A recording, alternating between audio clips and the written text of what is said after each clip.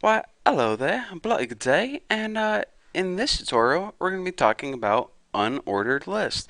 So our 27th tutorial, and yeah, it's definitely time to learn how to style unordered lists. So before we can style an unordered list, we probably would need one, eh? So let's go ahead and make an unordered list, end it right there, and add some list items in here. And yep, definitely messed that up. So just undo that. Wow, I'm messing like this whole thing up. There we go, Bucky. You get it. And okay, let's concentrate here. Enough Wally gagging around. Li. Time to add some list items.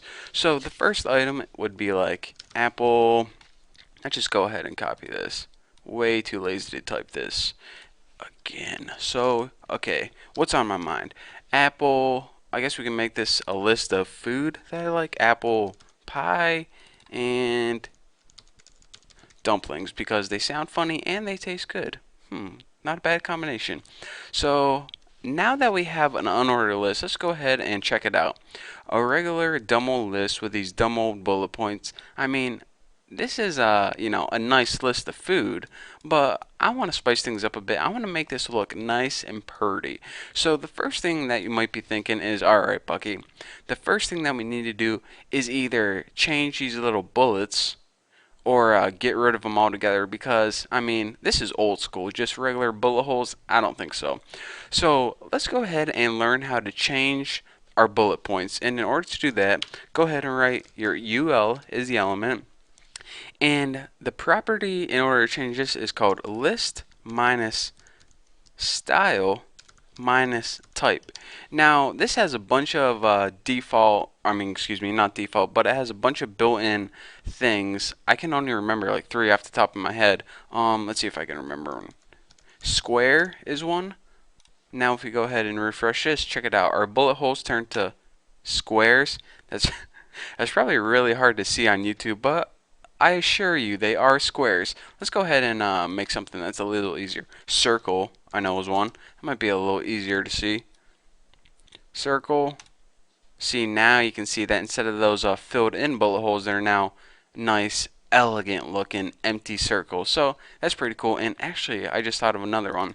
I don't know why I thought of this, but it's called katakana. And you gotta say it like that. You just have to. I didn't make the rules. And if you refresh this, you can see these, I don't know, I guess they're like Chinese or Japanese symbols. If anyone knows what those symbols mean, then leave me a comment below because well, obviously because I don't know what they mean and I want to know. So, anyways, that is the basics of how you change your unordered list from regular dumb old bullet points to something else. So, another thing that I want to mention is if you go through and you see, you look on the website and you go through looking at all the bullet points that you can use, and none of them really, I don't know, tickle your feathers, I guess. None of them really make you happy. You can go ahead and download an image or make an image and use them as your own custom bullet points. So I went ahead and I already downloaded an image off the internet and it's just cool little check mark. And if I wanted to use that instead of my bullet points, here's what I would need to do. First of all, you don't use list style type anymore. So go ahead and delete all that. What you use is a property called list style image. And of course, anytime we want to use the image in CSS, we use the keyword URL with those parentheses. And inside our parentheses, I have a file that I already downloaded. So if you do this, it's not going to work because this file isn't on your computer. But anyways, I already have this in my folder. It's called check.png.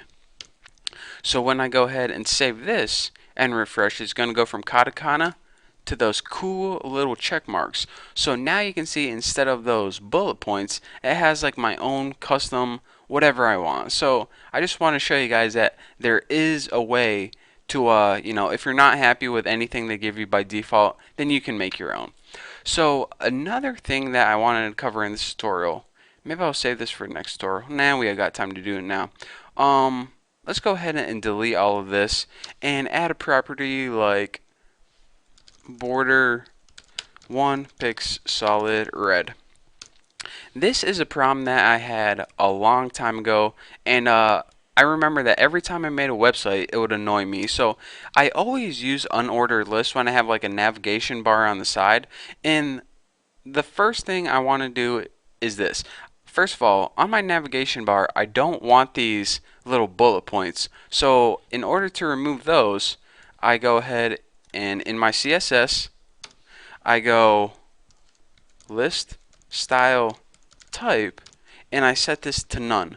And I'm thinking, alright, whenever I do this, the bullet points are going to disappear and all of these, which would be links, are going to be pushed nice and neatly to the left. But I refresh and I get this problem. I have this huge space to my left. Even though there are no bullet points, I just want to like shake my computer and I'm like, dude, you don't have any bullet points, so you don't have to move over. So can you just hop over there where you should be? Go ahead, just hop on over. But it doesn't do that. In order to get those to the left, let me explain this first of all. By default, your browser gives padding, at least left padding, to unordered list.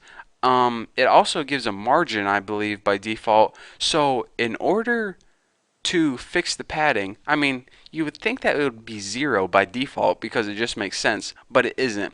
In order to fix the padding, you need to explicitly set this to 0. So go ahead and type padding in there and go ahead and type 0. And now once we go ahead and save this and refresh it, check it out. Everything is pushed nice and neatly to the left. And of course, if this is too much for you, you can alter the padding accordingly. But I just wanted to show you guys, whenever you guys are, making a website and you're like, making an unordered list as a navigation column seems like a good idea, and you have this problem, well, now you won't have it anymore like I had. So I shot myself in the foot so you guys wouldn't have to. So anyways, that's all I wanted to show you guys. Trying to save you a little headache at least. So there you have it. So thank you guys for watching this tutorial. I don't know what I'm covering in the next tutorial, but like always, it's going to be amazing. So anyways, thank you guys. Don't forget to check out my website, and I'll see you guys later.